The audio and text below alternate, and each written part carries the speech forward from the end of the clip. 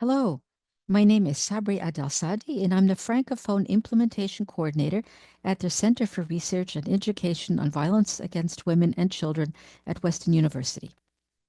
On behalf of the Learning Network and Knowledge Center teams, I would like to welcome you to our webinar called Enhancing Judicial Practice by Integrating Coercive Control, presented by Karine Barrette and Marie-Jeanne Graton.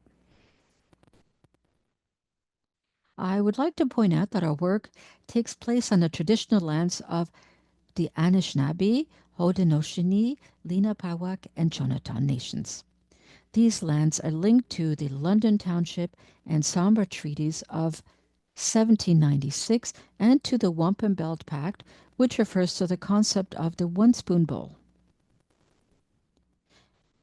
We're making this recognition of territories to counter the doctrine of discovery and to recognize Aboriginal lands and sovereignty.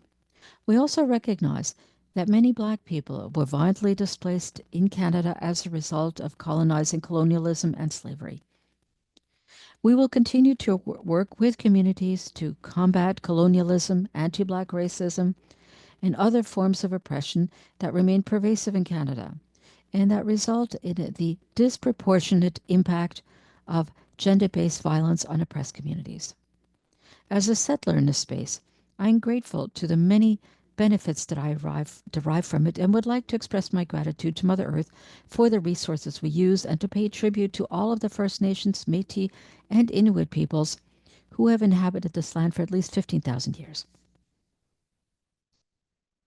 Before I begin, allow me to introduce Karine Barrette and Marie-Jeanne Graton, who are lawyers and leaders of their project, Improving Judicial Practice to improve the security of women who are victims of family violence at the Regroupement des Maisons pour Femmes Victimes de Violences Conjugales.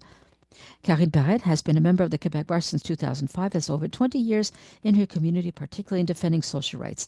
She also contributed to the development of continuing education within the Quebec Bar. In her role as project manager, she has raised awareness and trained over 6,000 socio-judicial actors, including police officers, prosecutors, lawyers, and administrative judges for the tribunal specialized in the area of sexual and domestic violence. Marie-Jeanne Graton has been a member of the bar since 2018, worked as a prosecutor with the Director of Criminal and Penal Prosecutions in Montreal, notably in a team specializing in domestic violence. She uses this experience to strengthen the safety of women victims of violence by supporting the improvements of judicial practices. Together, they're working on transforming the judicial system in order to better protect victims of domestic violence and to promote concrete changes in judicial practice in Quebec. Karine and Marie-Jeanne, the floor is yours. Hello, everybody. From coast to coast, it is a privilege for Marie-Jeanne and myself to be with you here this afternoon or this morning, if you're in Western Canada. Before we begin, we would sincerely like to thank the Learning Network for the invitation.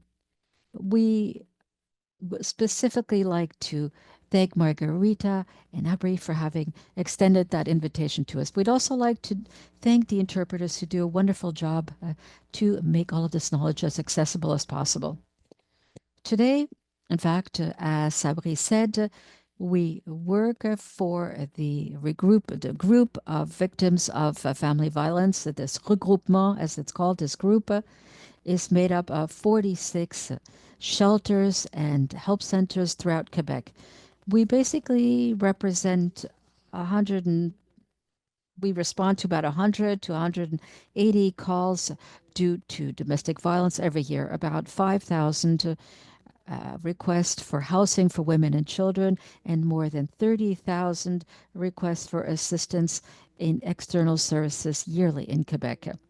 We also like to say hi to our colleagues who work in the shelters across Canada. As well, we'll be using a gendered language for this presentation today. We'll be speaking about women who are victims, and we'll also be speak about perpetrators of violence more in the masculine terms. It doesn't mean that men cannot be victims of family violence. This does exist and they require resources, but the same is true for the LGBTQ plus community, which is also seeing family violence. So we use that language more because it the statistics show that in Canada, women are 8 times more likely than men to die from conjugal violence than men. As well, when it comes to coercive control, where it is criminalized in the country, men represent about 96% of the perpetrators of that violence. It's important for us. We're going to be speaking about coercive control. We're going to speak about the underlying theory as well as the practice. But it's key to also always speak to the victim's experiences. And today, from the outset, we wanted to speak about Sonia, who I've had an opportunity to meet.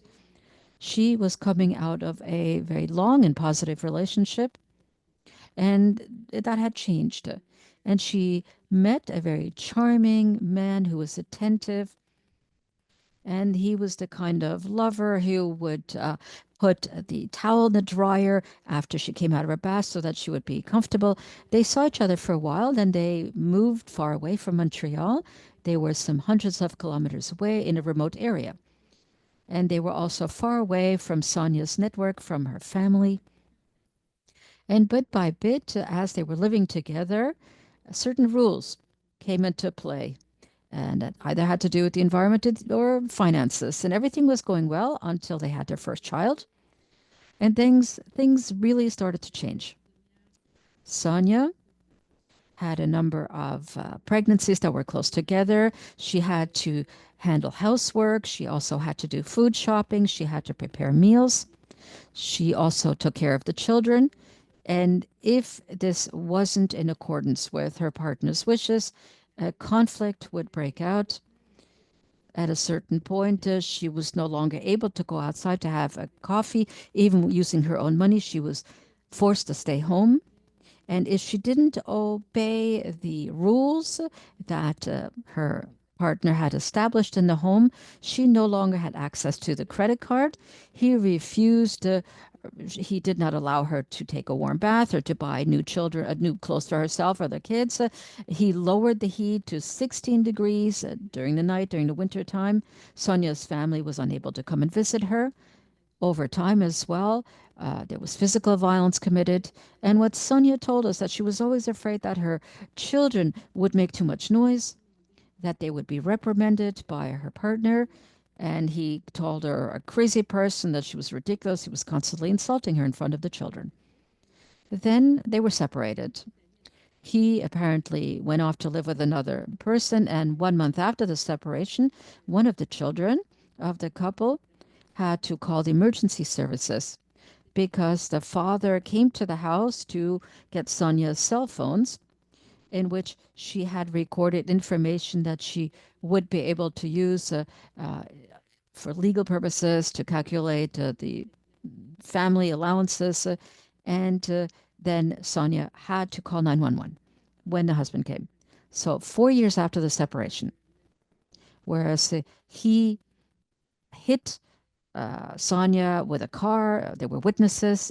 Sonia asked for an 810, that is to obtain protection, and some of the interveners in the criminal system said that she was crystallizing this post-separation conflict. And 9 years later, with the children, Sonia once again closely missed being hit once again. Again, there was the terminology of separation, conflict, and was used by interveners, and that became recognition of post-separation violence. As Sonia was explaining, is that to this date, she no longer goes shopping for food in the village. She no longer jogs.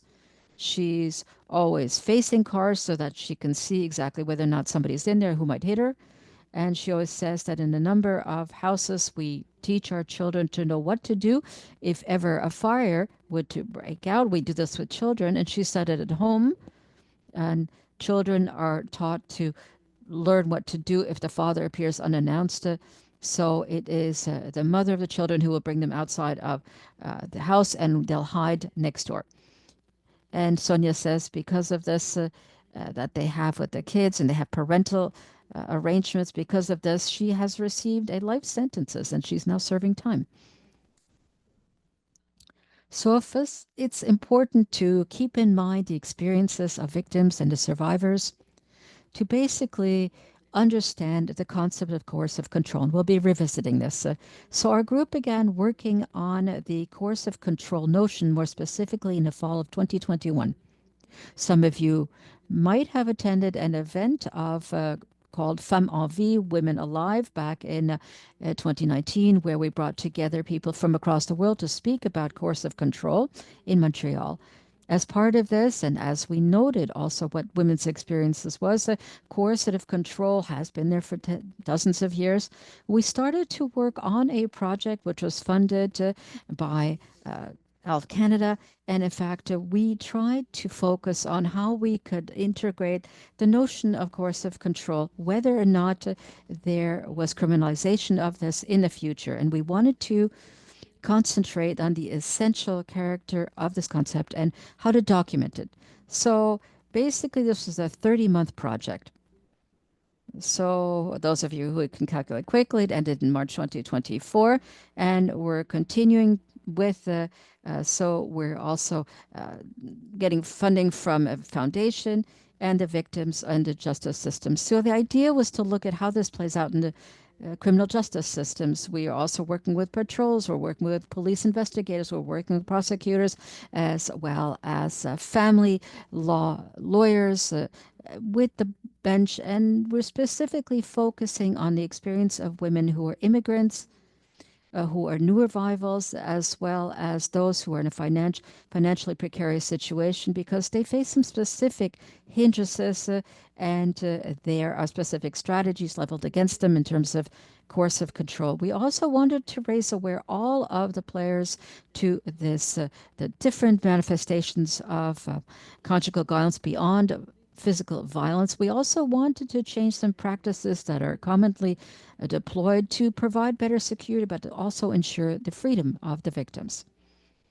So we began that work with an advisory committee. I know that some of you are listening to us, and I'd like to welcome you. It was absolutely key that we do this with our partners on the ground. So we're working with an advisory committee, which is made up of about 30 members and who represent this different chain of players. We have 5 of the 6 levels of service that exist in Quebec. So well as the police directors, the National Police School, the Ministry of Public Safety, both in terms of police practices and correctional services. We also have 2 university professors, 2 researchers from the Laurentian University in Sudbury, but also from New Brunswick.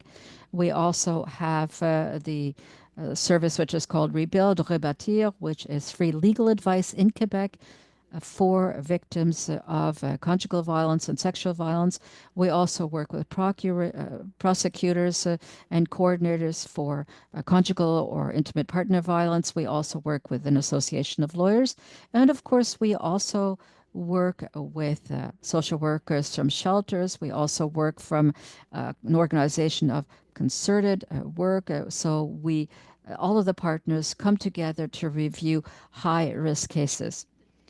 So this entire chain has its main duty to take stock of the situation. How has coercive control been understood, or perhaps not at all understood, and how is it integrated into practice? And to see with the various players, what are the actual constraints on the ground? What are the hindrances to better managing conjugal violence? We also identified good practices throughout Quebec and Canada as well as on an international level, which gave rise to a literature review, which was published in 2024. And we'll come back to this later on. Now, raising awareness of coercive control among judicial actors. This was done gradually, more specifically with the committee.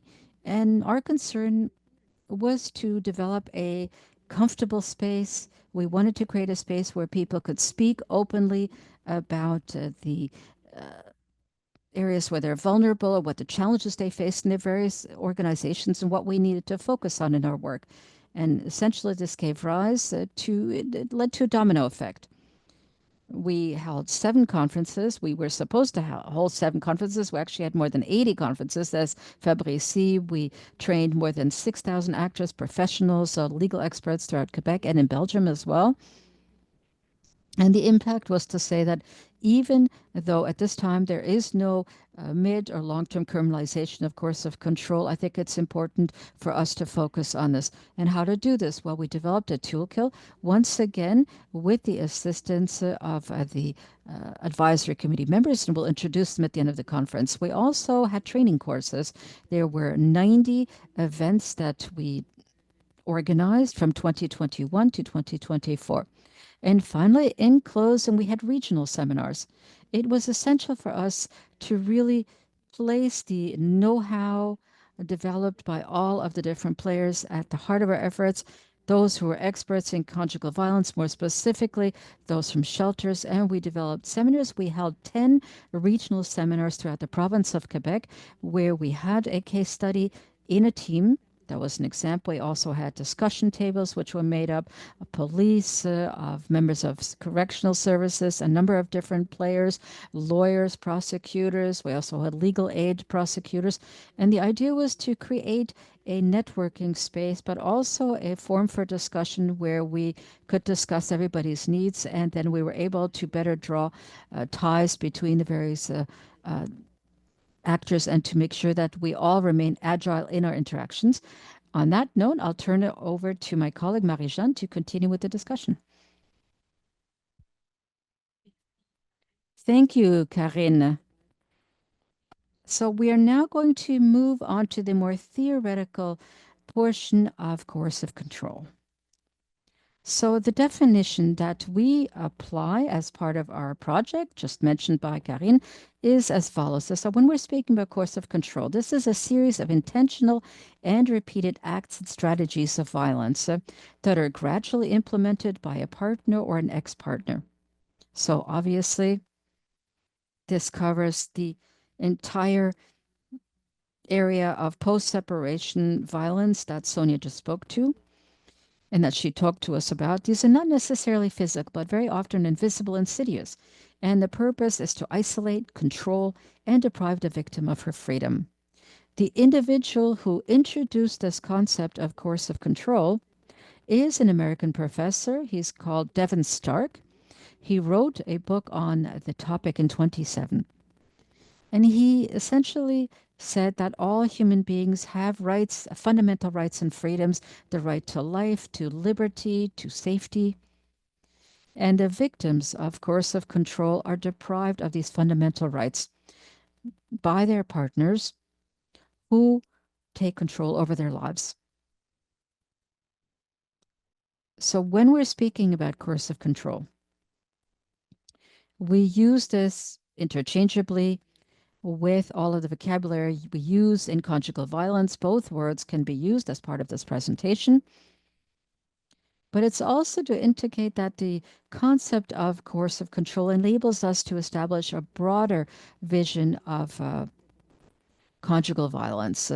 And this is what we started to identify early on in the year 2000.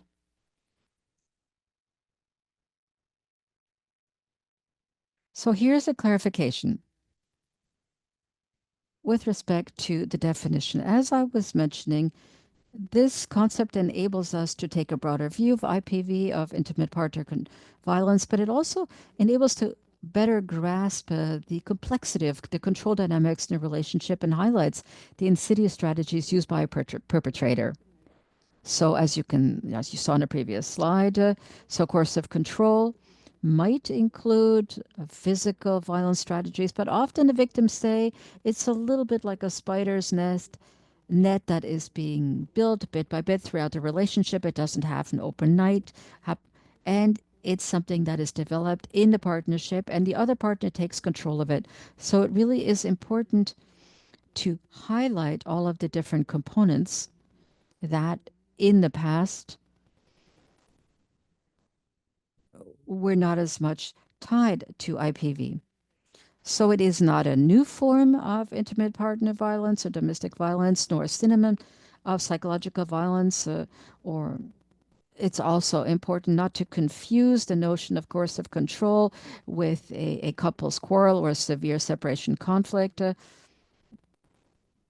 Some of you, if you're familiar with family law or youth protection services, this is vocabulary that we often use. There's also often confusion with the notion of coercive control, nor is it a form of parental alienation. So, truly, we're speaking about a concept that highlights the expanded aspect of domestic violence.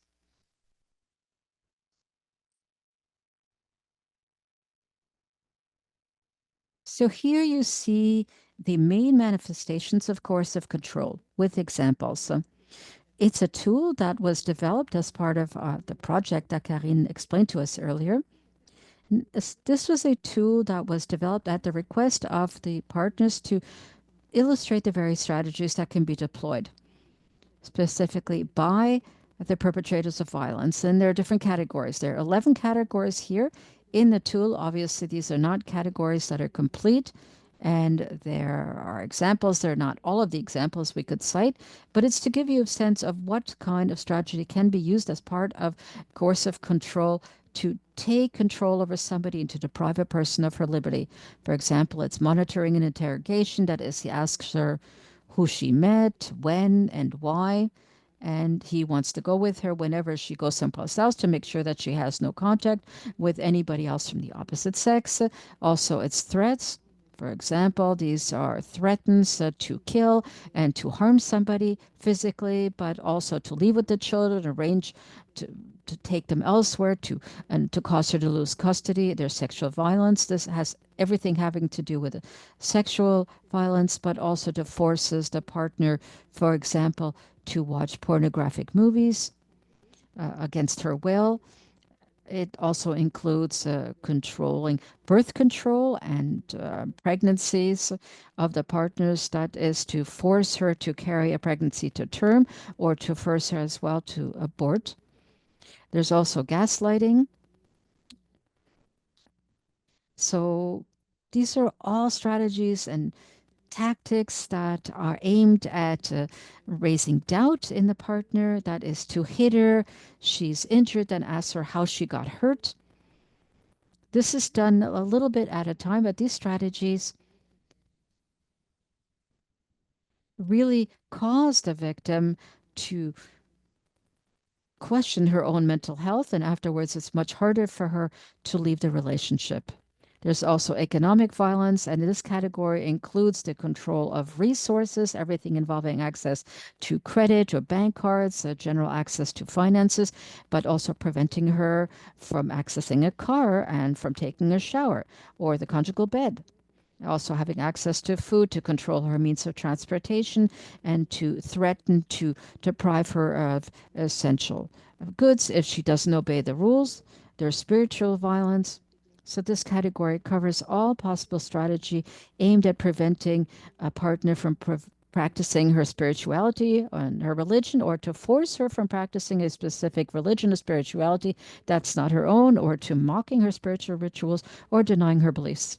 Isolation, it's a very common strategy, and I would say that it very well works because the victim is isolated. She no longer can count on a network around her. She stops working. She no longer has any contact with her family. It's easier to control her. For the aggressor, we saw that in Sonia's story.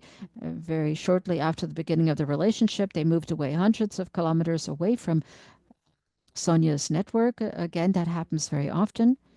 But again, this is everything that's aimed at preventing the victim from contacting her loved ones, to prevent her, as I mentioned, from working, or to prevent her from going to school. There's physical violence. This includes pushing, hitting her, strangling, as well as spitting on the victim. There's blaming, saying that it's because of her that he can't remain sober, or if she leaves him, he'll kill himself and it'll be her fault. As well, using technologies. Obviously, we see that uh, quite a lot because technology is omnipresent in our lives. And these are strategies that are often deployed in younger or even less younger people, but this is something that we're seeing more and more often. And it's coercive control. So, for instance, the perpetrator logs into her account, he reads her messages, he confiscates her phone, or also she tracks the victim with geolocation apps.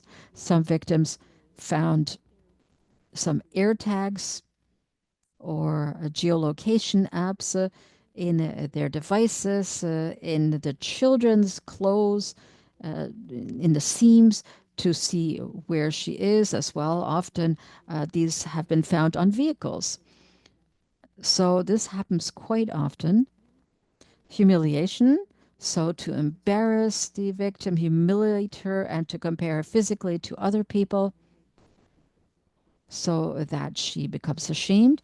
And finally, harassment, the fact that he stalks her, he follows her, or he follows her to work, to where she studies, or to go around where she is, to also send harassing texts or emails, either directly or through somebody else. So that gives you a sense, but this is a 4-page tool, so there are even more examples here in the tool on the paper version that you'll also find on our website.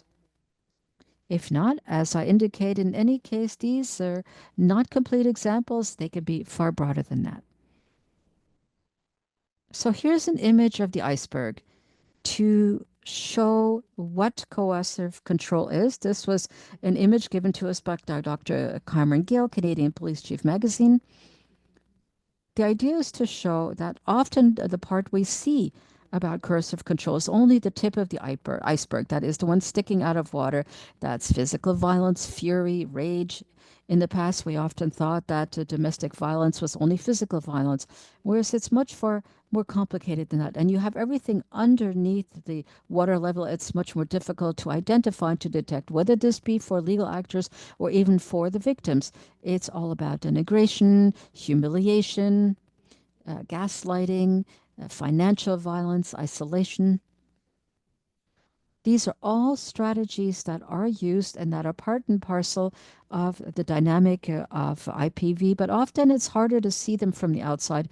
And it's for this reason that we believe that it's key to deliver this training to the interveners, to provide them with information about what coercive control really is. Because when you're aware, you're educated, and you are therefore more in a better position to really identify the dynamic.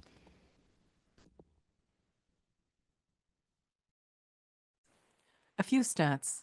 As Karine was mentioning, the reason why we use a language based on women and children is because they are in majority the victims. So 95% of victims of coercive control are women, according to a 2019 study. And in 45% of IPV situations, the perpetrator has also abused the children.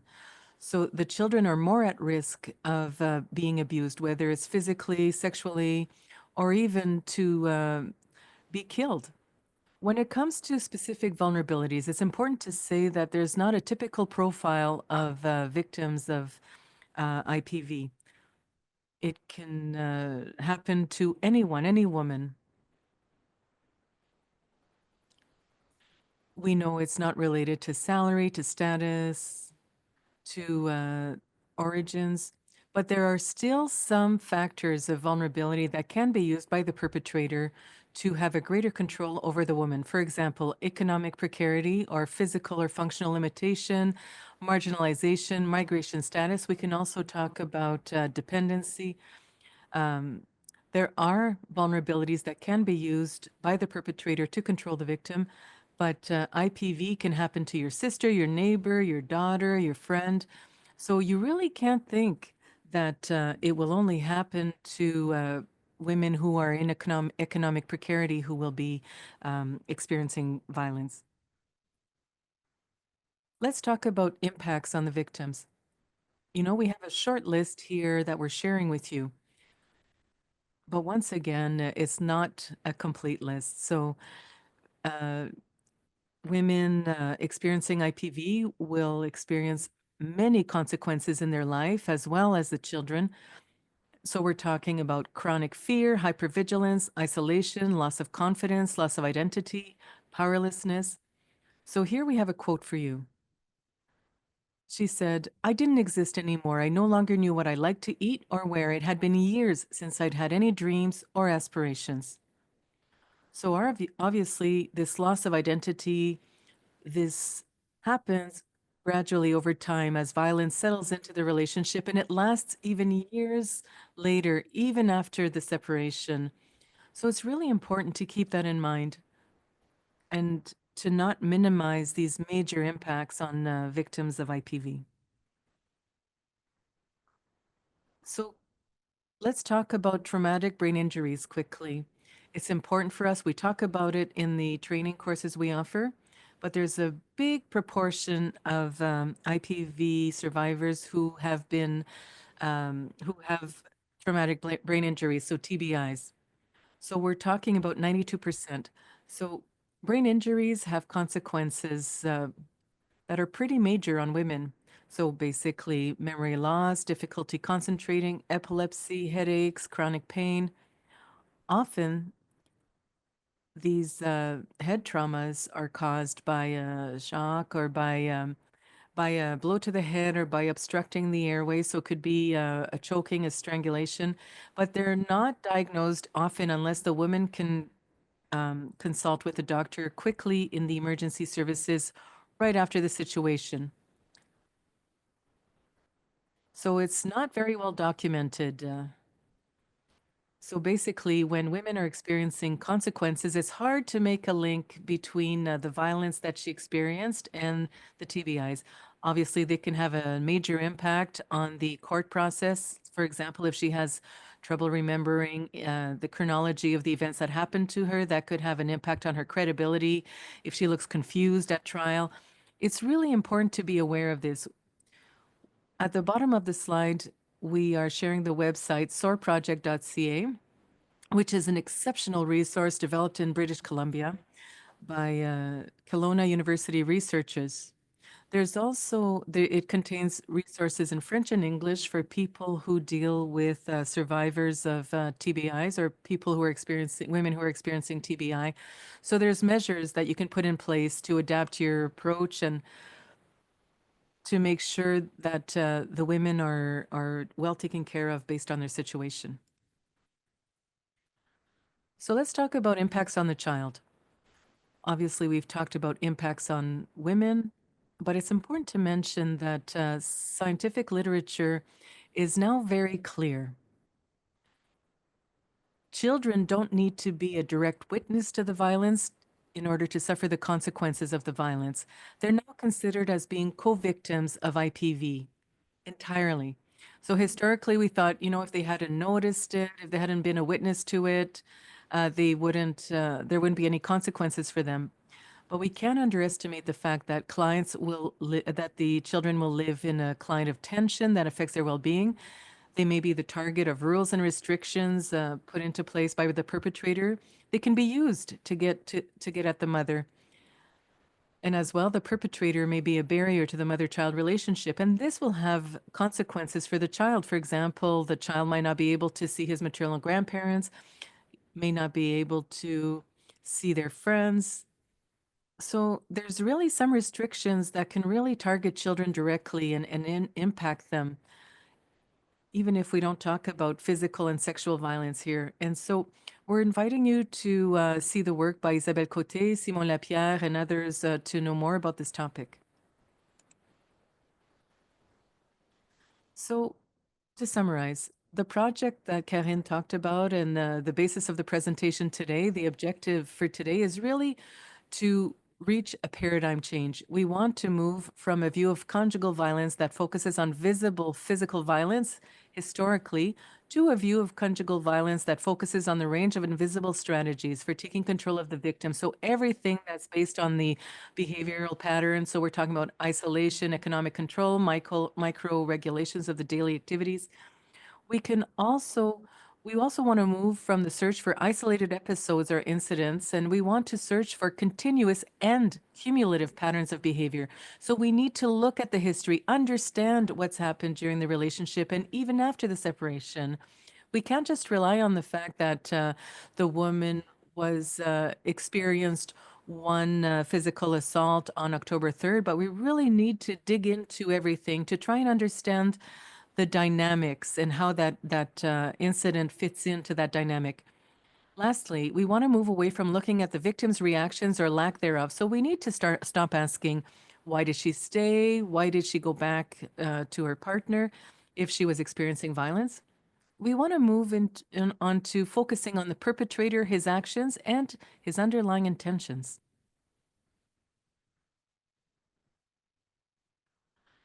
So here's a reflection that we find quite interesting, and here it is. It is useful to invite legal professionals to consider the force with which the police and the courts would respond to someone who took a stranger hostage and strictly regulated how the person dressed, walked, talked, and spent their time or money.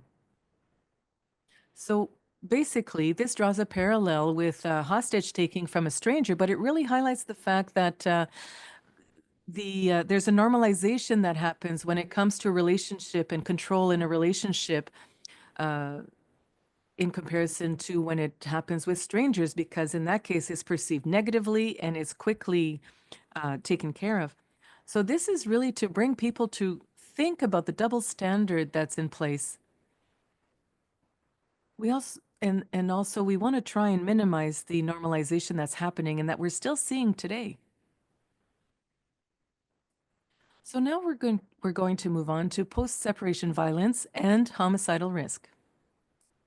So here's a quote from Debache and Debache. So a strategy can change from attempting to keep a partner in the relationship to destroying them for leaving it. That comes with separation. So basically, the perpetrator decides that if he can't have her, no one can. So basically, there's a willingness there to destroy the person, and that can even lead to conjugal homicide. But you know, the perpetrator wants to take control, and at one point in the separation, he has the feeling that there's a loss of control, and at that point, that's the most dangerous point for the woman's life and the children's lives. So here are a few examples of post-separation violence. They're brought to light by SOS Violence Conjugale. So this list is by no means exhaustive, but you know, it can include repeatedly contacts her by phone, text, email, graffiti, or notes left on her car. He illegally breaks into her home and says he has the right to do so because he still owns the property. A woman told us that her partner entered her home illegally, and when the police arrived, he said, hey, she forgot to give him the health insurance card for the child, and the child had a medical appointment. So there's always some kind of justification behind the attentions, but obviously this is post-separation violence. He follows her in her car, he cuts her off. In his car, he cuts her off. And then there's a way he tries to control her through her parenting role. You know, he with the children or the professionals that work with the family. He hides information related to the child. He manipulates the child to make sure that the child no longer wants to see the mother, for example. And the last one, this talks about all of the violent strategies used throughout the court process. So basically, he uses multiple legal actions, and the tribunals are recognizing this more and more, that this is a judicial violence strategy, but there's still a lot of work to be done. You know, he could basically make incessant claims for family law claims. He could contact the youth protection services. So really, he uses strategies to exhaust the victim, both financially and emotionally. So here are a few statistics, and they highlight the link between coercive control and the risk of femicide and homicide. So there's a very clear link between the two.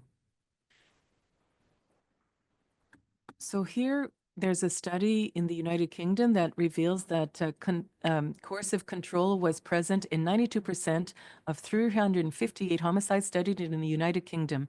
And more recently, a study in Australia revealed that in 112 incidents, there were 112 occurrences of homicide. So this is really something that is omnipresent in Canada. In Canada, we can see that 75% of domestic homicides happen as when separation was imminent.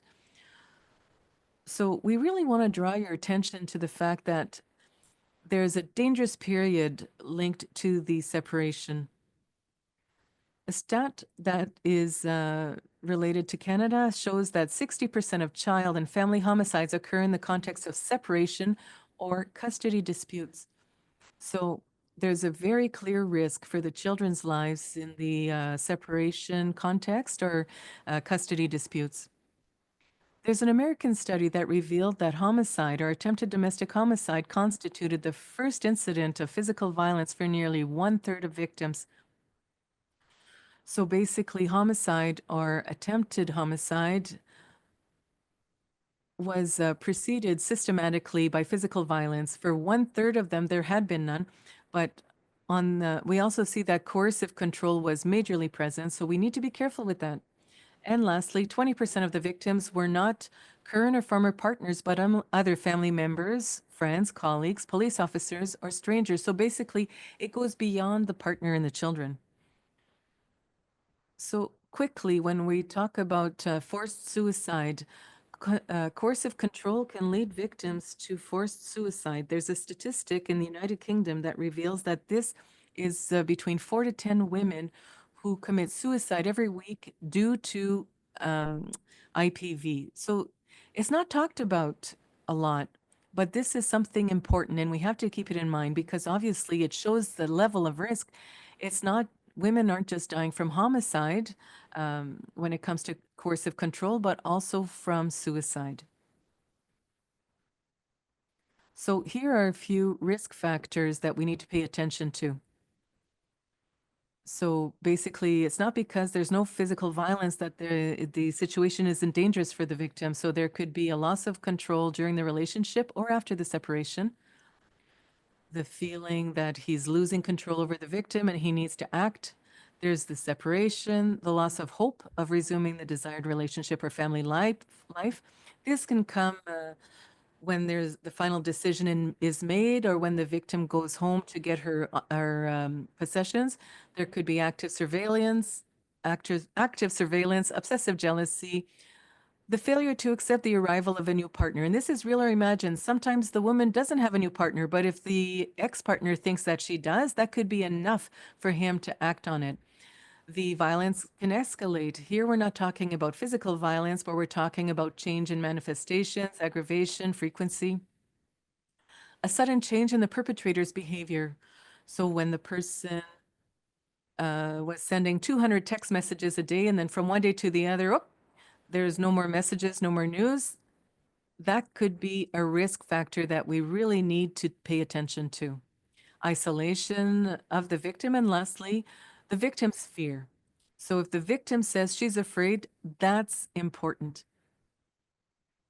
You need to make sure you take it into account in your overall assessment. Some victims say they're not afraid, and that doesn't mean there's no risk. But obviously, this is an important risk factor that we have to take into account. So once again, it's important to link all the elements together. I talked about it a little bit earlier when I talked about changes in paradigm, but here we want to remember that in isolation, certain behaviors might appear less serious, but that it's by linking all of the facts and observations that we can identify a pattern of dangerous behavior. So let's talk about criminalizing coercive control. So around the world, there's an international movement to criminalize coercive control. Several countries and states have already criminalized coercive control and criminalized coercive and controlling behavior. For example, England and Wales, 2015, the first really that made it an offense. And then there was Scotland, Ireland, a few states in the United States, and Australia since 2020. In Canada, the situation is changing and right now changing quite quickly. So there were 3 private bills that were submitted, but the most recent one is C-332, which is at the second reading in Senate. And all of the parties have adopted it unanimously in the House of Commons. So there's really a will from all parties to criminalize it. We're just not sure how to do it. So there's work being done currently on that front.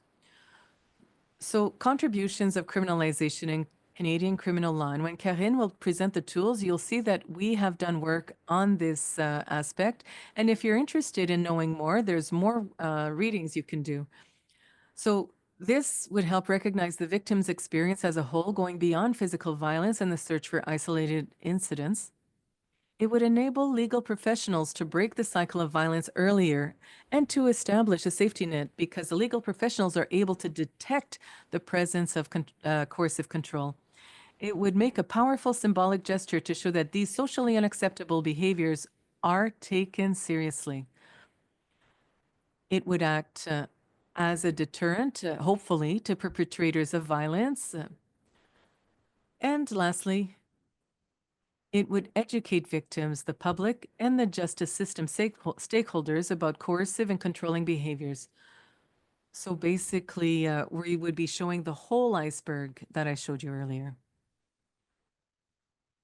So pending criminalization, why is it important to document the presence of coercive control? And this should be done by the legal professionals as well as the public. So this helps to distinguish between IPV and marital quarrels. It helps to prevent recurrence and escalation of violence. It helps to quickly establish a safety net, physical as well as psychological, around the victim and her children. And it makes it easier for policemen, for example, to decide whether to arrest, detain, or release the aggressor.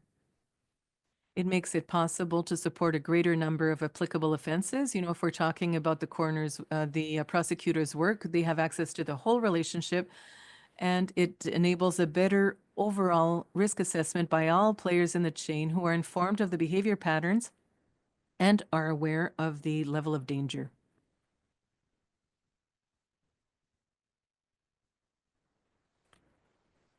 Karine, go ahead. Did you want me to take over for this one? Sorry, I'm missing a slide here. Okay, teamwork. So now that we've talked about what is coercive control, how does it manifest, it's important that professionals are able to detect it more easily. So it's one thing to understand it, it's another thing to recognize it and reveal it.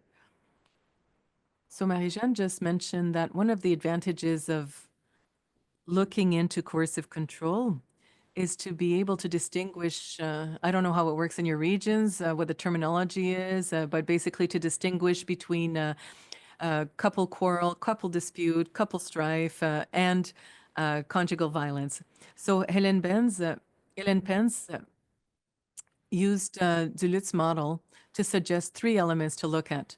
Firstly, are we facing a pattern of behavior? So is it repeated? Will it affect various spheres of the victim's life, or is it in one sphere done continuously?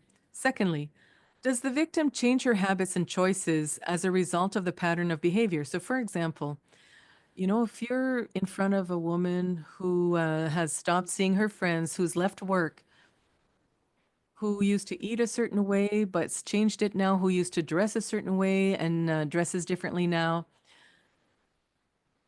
you know, does she have less access to cell phones? Does she not have money to go out? And is there a fear? Does she fear the consequences of this pattern?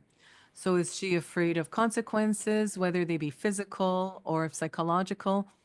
You know, we were saying earlier that violence, physical violence can be part of the manifestations, but it's as if the perpetrator has a toolbox.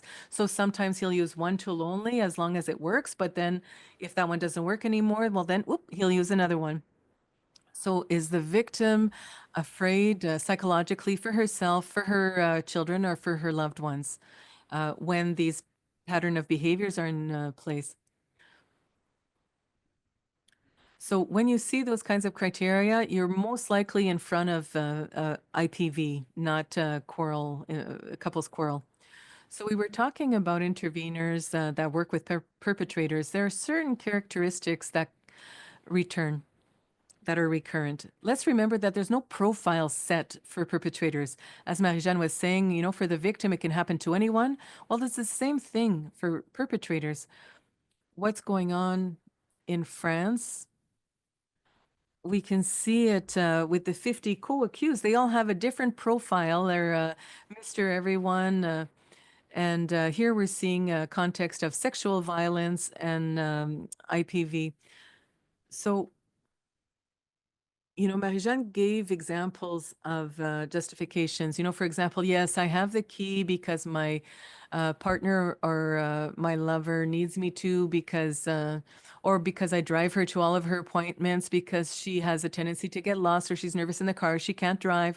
So there's always a justification, a comment that comes to justify some of the strategies used for surveilling the victim. So he answers on behalf of the victim. It's not all legal professionals that see both at the same time. So for example, social services, health services, I worked for a community organization. So sometimes I had access to both in interviews, the both of the couple. So we have a perpetrator who will speak quite often. And when the woman wants to talk, she might look away. She'll want to validate what she's going to say between revealing her thought. The perpetrator will show impatience. So what we've been told is that, during an interview or a meeting, there's an agenda that's quite ready that'll cover certain points. But sometimes the perpetrator wants to go out. He wants to take over the control of the conversation. He wants to share what he wants to share. And if we try and bring him back to what the expectations were, well, then we'll see him become impatient. On the opposite, he could have a surprisingly calm attitude. For example, when the police comes and when there's a police intervention, a policeman arrive and something obviously happened. The victim could be crying, she could be screaming, she could seem disorganized, panicked, and the partner seems quite calm. He says, no, no, she's the one that got anxious, nothing happened, she's not well. So he basically controls the situation. He controls the exchanges. He could have good reasons, good excuses. He seems very coherent, and let's go back to those TBIs, those brain injuries that can have an impact on the victim's attitude. But since he doesn't have a TBI, he appears very calm. So we have to be careful with the image that's projected. And then an attempt to build alliances. We see it especially with male policemen. Perpetrators say, hey, you know how women are, it's that time of the month. She's too sensitive. She has no sense of humor. And when it comes to a female intervener, one woman told us that in her office, there's a man that came that looked at a frame of her hiking and said, hey, you like hiking? So he tried to basically make a connection with her. So the man will try to make alliances with the legal professionals. Lastly, he discredits the victim. So basically, he'll draw attention to the mental health issues, to the dependency issues, to saying that she's not a good mother, to saying, well, if it was that bad, she would have left. So basically, he uh, he casts a shadow on her credibility, and this is quite present when it comes to IPV. So, what are the signs of coercive control in a victim? Well, here I want to warn you. You know, as Marie-Jeanne said, nobody's excluded. Nobody can say that they're completely immune to experiencing IPV. So here, really, it's about talking about situations where we're inviting legal professionals to pay attention. So, for example, if a woman is especially isolated, has little or few friends, doesn't have access to resources, doesn't take part in Francization course or English learning courses, he speaks English or French, she can't read or understand documents. She won't necessarily know what resources are at her disposal in the community. She won't have access to credit cards, to the house key, to banking accounts. She won't have access to a telephone. So all of those little signs, what police have told us is that when they come and to intervene, he has the health insurance card, the passport, all of the identity documents of the woman. So these are clues that invite legal professionals to dig deeper. So documenting the patterns of behavior, as we said, it doesn't happen on a specific day. You know, a prosecutor in Belgium was saying it's not a picture, uh, it's a film when it comes to coercive control and physical violence with IPV.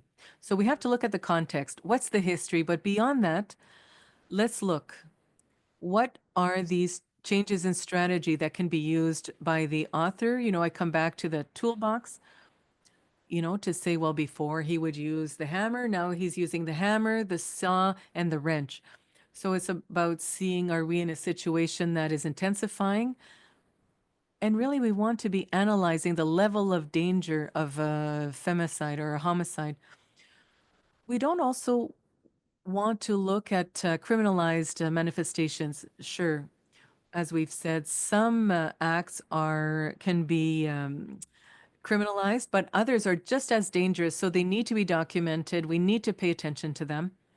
If there's a change in frequency, if there's a change in intensification of the tactics, and also looking at the reactions of the victim, but also, you know, remembering that she could be quite resilient, and in order to survive, she might look hostile to intervention, especially to police, but really to focus on the acts, the perpetrator's acts. We also need to pay attention when we have a perpetrator who might have good explanations, who could be charismatic. Let's not hesitate to dig deeper. It's important to document the impacts on the victim. You know, we need to acknowledge her feelings of immediate or chronic fear. The victims are hypervigilant, as we've said. Sonia, in her story, said that when it came to doing groceries, to walking, she's always hypervigilant. We have to consider the trauma because unfortunately that will have an impact on the perception of credibility, as we've explained earlier. We need to think about the cumulative impact on her and the children.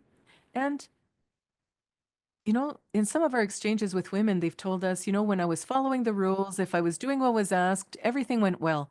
But it's to say, well, what happens when you want to go out, or when you disagree with something, or you want to start going out with friends again? What happens then? So we really need to dig into that aspect. And we also need to look at potential risks for safety.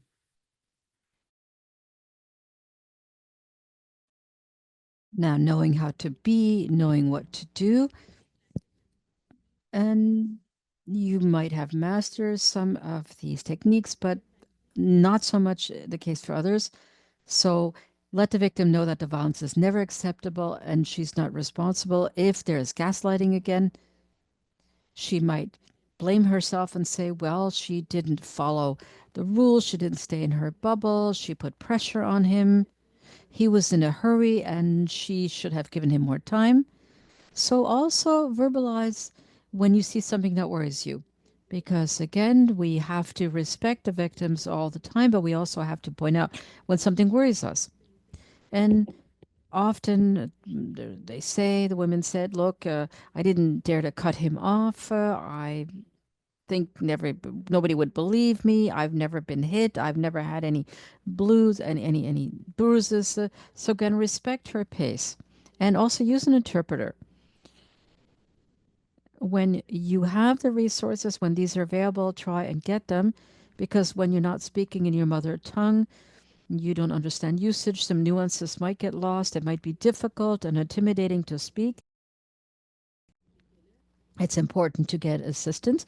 Also, be aware of your own limits because we wouldn't be prosecutors, police officers, as well as social workers, all alone there. We need to work together. Again, we carry the flame, Marie-Jeanne and I. We want to make sure that there's a continuum of services available, again, with specialized services, of course, for shelters.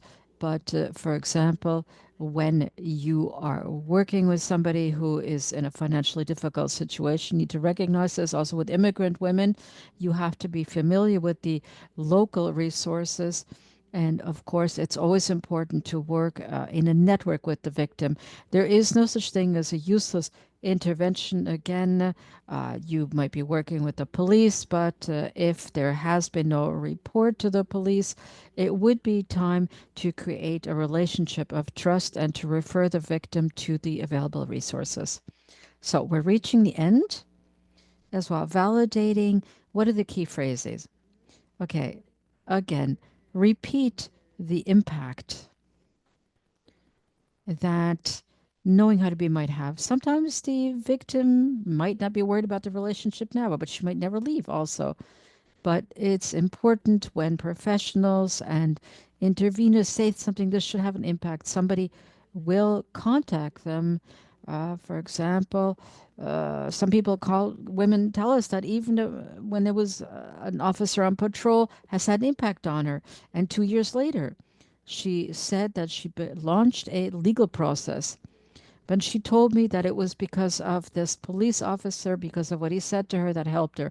So the lack of judgment, saying that when she's ready, we'll be there and we're going to respect her pace is important. It's important also to use the right words. She shouldn't blame herself for staying in the relationship. She took the best possible decision on the basis of the information she had in that situation. We have to tell her that her reactions are normal. So again, to remove pressure from her and that many victims share. And again, the language of some professionals isn't always adapted and aligned on that context. And people will also be developing their own reflexes. Now, a few words about available shelters. You all know how important it is to really refer somebody to resources and indicate that it's free, is confidential. The shelter is open 24 hours, 7 days a week. There are also outside services that are available at many shelters.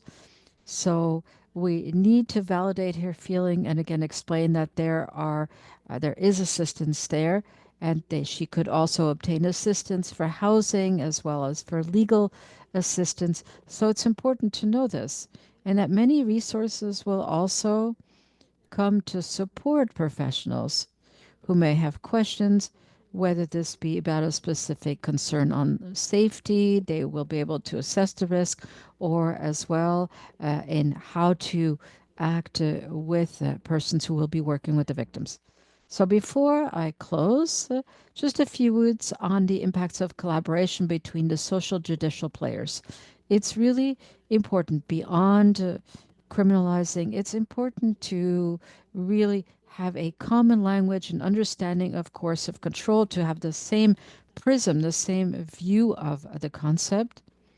Again, in Quebec, we're currently seeing change, and people now better understand this, and they better also recognize the risks that are involved in coercive control. And it's important to have a continuum of documents. So when all of the legal professionals are involved, it enables a lot of note taking and to putting together different parts of the puzzle to respond to the victim's situation. It's also important to highlight strategies, more specifically in the legal system. We know that it's important that other players in the field are made aware, whether it be in immigration, family law, and this will shed a different type of light on the actions taken by the perpetrator. Again, it's important to have increased vigilance over the dangerousness of behavioral patterns. It really takes a village to raise a child, but a village, a community of legal professionals will come to support uh, everybody in the roles that they play to help the victims. It will also help the victim when it's a difficult time, and it will help to keep her informed. That's also very important to enhance visibility. It's something that we always need to keep in mind. So that closes our presentation. Before we move on to the Q&A, we're going to speak about the tools that we developed in our project. So you'll be able to find all of these tools developed on our group's site, on the regroupement site, as well as the site for women victims of IPV. It's in English. We have a last one in English. That's for corrections. That's currently being translated into English. It's all free.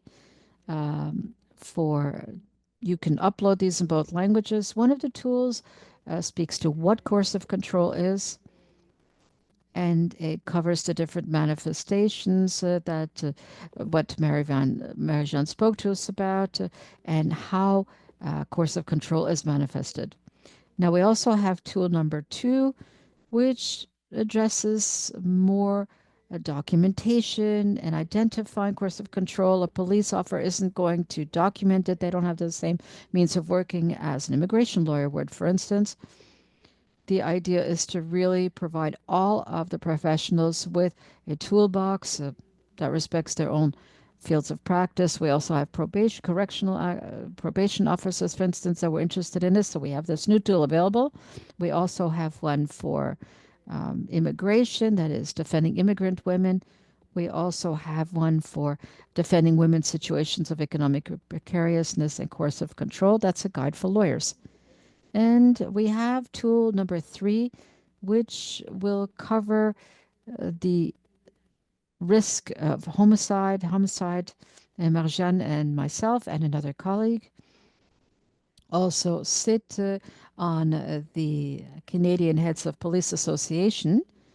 And in the UK, it's already been well documented. It's been identified that there is a very strong correlation between coercive control and the homicidal risk. So the idea is to shed light on this concept. And again, it's depriving somebody of freedom. That should be enough of a factor. But the systems obviously need to take this into account. But there is a danger for the safety of the victim and the children. And again, these are important drivers as well. So the literature review, we spoke about it at the beginning, and this was published in 2022. It's also available online. So this is an inventory of what was available at the time, and the idea is to explore existing practices in different areas of law, such as criminal law, family law, and immigration law. And there's a booklet as well for women, for the actual survivors. Initially, the project was really addressed to legal professionals, but this was drafted in another context. And this booklet, as you can see here, doesn't speak about IPV. A number of women told us that conjugal violence or IPV was very confrontational for them. So it really referred to physical violence. They weren't subjected to physical violence, for example.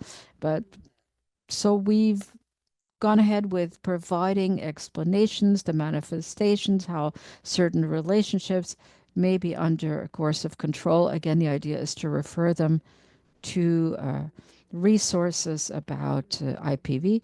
And something that should be noted, that if they launch a legal proceeding, they, of course, might be facing legal issues. And there is also conjugal violence. That's a risk here. So before I thank you, allow me to close to speak about a tool we haven't yet shown. And it's a pamphlet for the police. And I'm sorry, I don't have this on screen, but it's the members of the advisory committee from police organizations work with us. So in some police stations, and I don't know how this works in other provinces in Canada, but in Quebec, we already had poster about narcotics, about guns, etc. So we were wondering why not have something on IPV and coercive control. So we also developed a placeholder that's now available in all of the police stations in Quebec to enhance the referrals and also to allow police officers to take better action and to also help the work of the other professionals, especially legal professionals. So that is the closing of our presentation. I think we're a bit longer than we expected to be. Sabri, sorry, but I do think that we'll have 20 minutes left for the Q&A. Thank you very much, Karine and Marie-Jeanne, for this very rich and detailed presentation. Thank you as well as having made the focal point people's lived experience and how we can operationalize the change in paradigm that we need to see in coercive control in the context of IPV. So we have a number of questions in our Q&A. So let's begin. We have a question.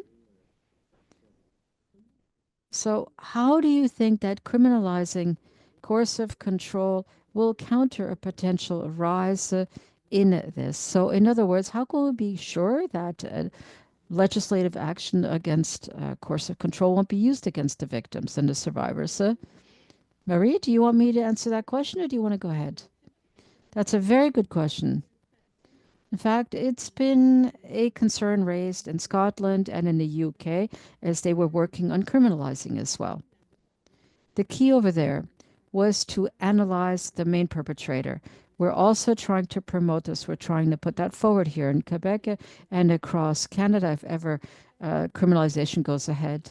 But all of the players in the UK and Scotland told us that in criminal law, this did not come to fruition. So, what police officers told us is on the one hand, when we understand that coercive control is a pattern, that it leaves a trace, that it leaves evidence, is that this not as visible when it's an isolated incident, when you're looking at it through the prism of physical violence, when somebody said, I was pushed, I was hit, compared to when we look at patterns of control, of humiliation, etc. There aren't any.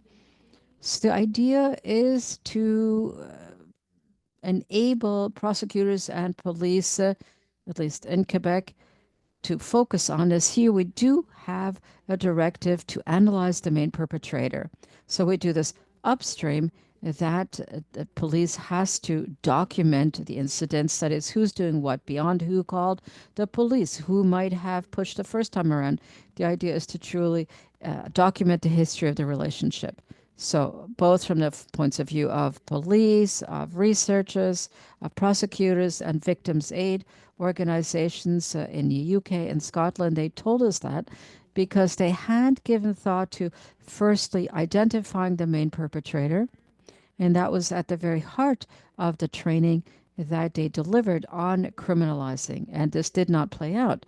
As well, they worked with Johnson and Myhill researchers in the United States and in the UK to see whether there were certain groups that have been identified and that were perhaps condemned for coercive control. So really they were below the threshold that they had identified as being required. So Marie-Jeanne, I don't know if you want to add something to that.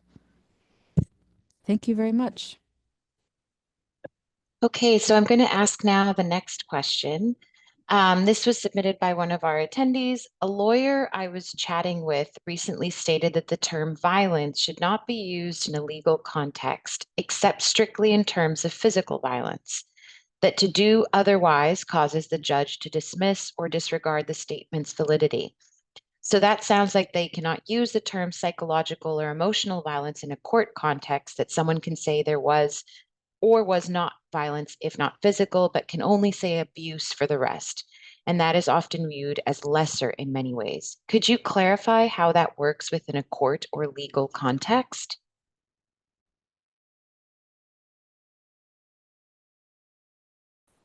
That's interesting because I think there's also a a linguistic thing aspect here. So we've heard of domestic abuse, domestic violence in English. So I know that, at school, if we talk about domestic abuse, family abuse, that varies. But in Quebec, I can only talk about what we know here. But in Quebec, the term violence can be used in other contexts. We had a judgment last fall that talked about judicial violence. So it's a female judge who really recognized in a coercive control framework within IPV that there was abusive procedure from the ex-partner. She really named it judicial violence. So it's clear that there's some education that needs to be done when we talk about violence, when we talk about IPV or conjugal violence, when it comes to and you know, the judges, the lawyers can really see it very narrowly as in only physical violence. And Marie-Jeanne, you might want to add something here, but when we go beyond psychological violence, verbal violence, when we talk about concrete strategies, tactics, manipulations, gestures, actions, we really enlighten the court with what was put in place. You know, it's basically a web that are imprisoning the victim. So it might not be the terminology broadly, but really the highlighting of the various tactics. And when we can really understand that pattern, I think it's easier. And I hope that we won't trip up on the words and really look at the intentions and look at the impacts on the victims. Marie-Jeanne, do you have anything to add? Well, what I heard in that question, and I agree with you, Karine, you know, I think that in the translation, there's something with the terms that are had, but basically, what you're saying is that there's a lot of work to be done when it comes to normalizing what isn't, putting a term around what's not physical violence and removing the parallels between or the associations between physical violence and IPV, that it's more. And I know that there was another question, you know, in the conversation, you know, there was a participant saying that coercive control was associated with psychological violence. So at the beginning of the presentation, I mentioned that psychological violence is not coercive control. What I meant is that coercive control is basically like a large umbrella that integrates psychological violence, stalking, but basically it's a broad vision and it integrates physical violence. So it's all the strategies that are used by the perpetrator and that can work in order to reach the partner. So maybe in court, the words coercive control might allow one to unravel all of these issues, but I think there's a lot of educational work to be done at this in this regard. Thank you for your answers. So a participant asked if judicial violence was going to be added to the list under that umbrella. So that brings me to another question, and it concerns assessment tools. What assessment tools are used to assess homicidal risk in Quebec? The person mentions assessment, danger assessment by Campbell. Can you talk about what's used in Quebec? The answer, yes. The danger assessment, as far as I know, is not used in Quebec. You know, we know about it, but through other sources. There's no uniform grid that all the legal professionals in Quebec use. So there are some, for example, VGVC, VG V-C, which was developed with the Safety Hub on IPV that's used by several regions and partners. We also talked about concerted cell action cells. So if partners fear for their safety or for if someone fears for the life of of a victim, well, this group will meet, have discussions, and when it reaches a certain um, ceiling, well, then at that point they trigger a deeper analysis and actions. So when it comes to the police force, during their interventions, they don't formally assess risk. So in Quebec, they work with a guidebook to prevent partner homicides, and that's mandatory for the whole police force in Quebec. But this is not an assessment tool for risk. It's really items to take into account, warning signs to guide them in their interventions, to see if they should be worried. Are they facing a moderate risk or an imminent risk? And then they can act in consequence. So basically, if there's a chance of choking, but there's nothing that's there for broadly for all of the players. You know, in Canada, we talk about ODARA in English, Canada, be safer. The notion of coercive control is presented in various ways as well. We really like what's been done in England. There was Dash, DASH, and now they've developed the DARA, DARA, which is not to be confused with ODARA. So ODARA is currently being tested and is used by 3 police forces in England. And it helps to diminish the officer effect, if you will. So basically what we've been told, especially in Great Britain, is that the questionnaire will only be as good as the person's understanding of it, who's asking the questions. So obviously, training is essential. So the DARA tries to reduce that officer effect, which has been documented by N.D. Myhill from the College of Policing. But we don't have a uniform tool everywhere in Canada.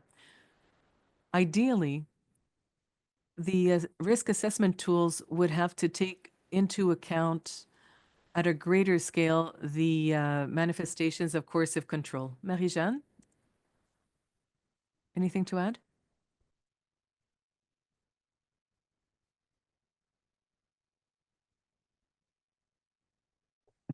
Okay, I'll move us on then to the next question. Thank you, Karine.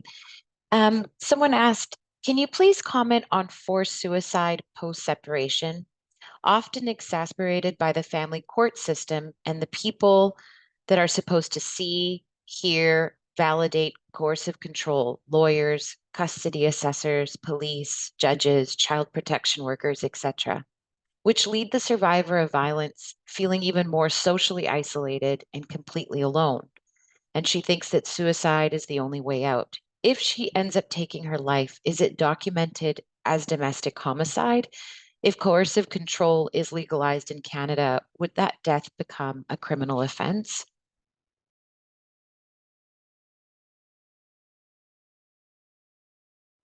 Very interesting. Marie-Jeanne, would you like to start this time? No, go ahead. So for all of Canada, I don't think it's very well documented in Canada. There's work being done in Europe, especially in France and in the UK. So there are campaigns in both. For example, Jane Monkton Smith, who's been working in England on that question. Same thing in France. It's highly documented. It's an offense when there's a forced suicide, when there's a moral deterioration that can lead to that. So in Quebec, there's a voice that's pushing for this. And you know, you were asking about after separation, but we also are finding this during the relationship. So I think that there's some efforts being made to know how to recognize it, knowing that the rate of prevalence in forced suicide is quite high in these cases. So is depression. But how do we document it? How do we document the effect when there's a suicide? So we have to know firstly that there's a red flag because it's in a IPV context, because the people around her might not know about it. But there's also the death examination committee that is trying to look into that and figure out how to document it. But it has to be, a light has to be shed on it. You know, previously interveners didn't necessarily see it. When they weren't confronted to physical violence, they couldn't understand that there was actually intimate partner violence happening. So there needs to be this awareness, education, so that more people can say, yeah, you know, when this woman died, she was in an IPV situation, even if there wasn't physical violence. and we're able to take that into our calculations. And so I'm not a criminalist or a prosecutor, but when we're talking about criminalizing coercive control, it won't be dependent on whether there's a suicide following it or not. There'll be an impact, but it's not an offense in and of itself. The question of forced suicide in Canada, and it's not really being looked at as that. But I just want to draw your attention to the work that has been done in France and in England on this particular topic. And I would even say that they're looking into accidental deaths. England is looking at deaths by overdose, by strangling, consensual sexual strangling, by traveling, etc. So Jen Monkton-Smith is a professor, and she tries to say that when they know there's been IPV, they need to start from the point that they might be confronted to a domestic homicide. And if that's not the case, then they need to try and preserve the evidence to really analyze what could have happened, even though there's been justifications and explanations with the first meetings with the police officers.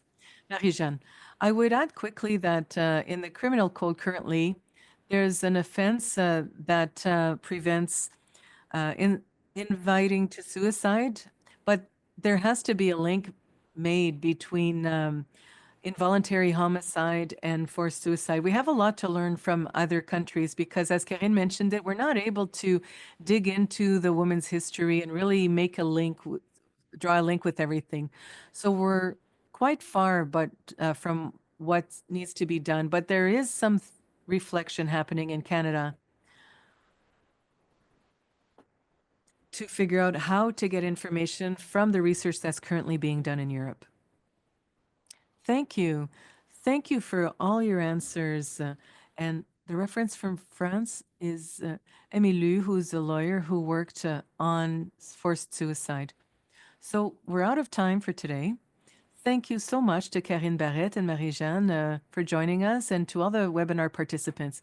Thank you to our interpreters, Sylvie Rodrigue, Caroline Schutze, as well as our ASL interpreter, Aileen Edrich, Cindy Muscat, and to our LSQ interpreters, Joël Fortin and Marie-Jacques Tremblay. Please note that once the webinar is over, there will be an assessment survey sent to your browser. Please fill it in to receive a participation certificate. Thank you, everyone. And on behalf of the Learning Network and the Knowledge Hub, goodbye.